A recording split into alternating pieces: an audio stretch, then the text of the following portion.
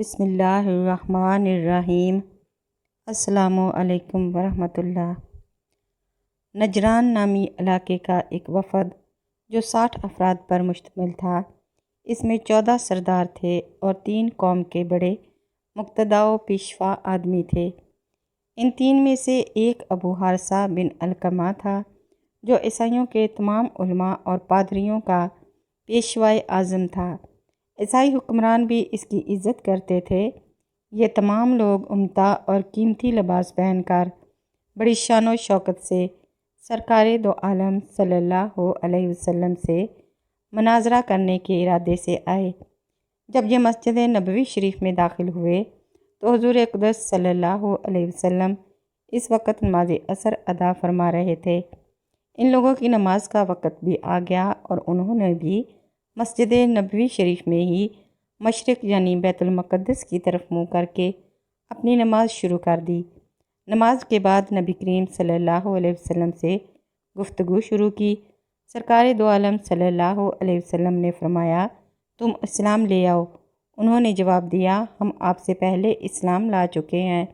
سرکار کائنات نے فرمایا، تمہارا اسلام کا دعویٰ غلط ہے، اور تمہارے اسلام کے غلط ہونے کا سبب یہ ہے کہ تم کہتے ہو کہ اللہ عز و جل کی اولاد ہے۔ تمہارا صلیب کی پوجا کرنا بھی اسلام سے مانع ہے، اور تمہارا خنزیر کھانا بھی اسلام کی راہ میں رکاوٹ ہے۔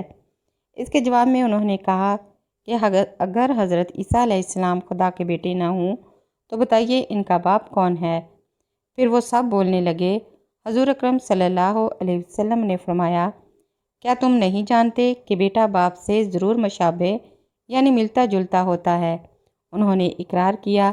پھر نبی کریم صلی اللہ علیہ وسلم نے فرمایا، کیا تم نہیں جانتے کہ ہمارا رب حی لا یموت ہے؟ اس کے لیے موت ناممکن ہے، اور حضرت عیسیٰ علیہ السلام پر موت آنے والی ہے۔ انہوں نے اس کا بھی اقرار کیا۔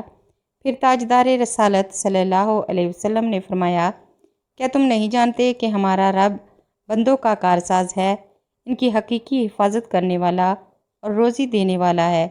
انہوں نے کہا، جی ہاں۔ اس پر ہمارے نبی نے فرمایا کہ کیا حضرت عیسیٰ علیہ السلام بھی ایسے ہی ہیں؟ انہوں نے جواب دیا، نہیں۔ اس پر نبی اکرم صلی اللہ علیہ وسلم نے فرمایا، کیا تم نہیں جانتے کہ اللہ تعالیٰ پر آسمان و زمین کی کوئی چیز پوشیدہ نہیں؟ انہوں نے اقرار کیا۔ حضور اقدس نے فرمایا، کیا حضرت عیسیٰ علیہ السلام اللہ کے بتائے بغیر اس میں سے کچھ جانتے ہیں؟ انہوں نے کہا، نہیں۔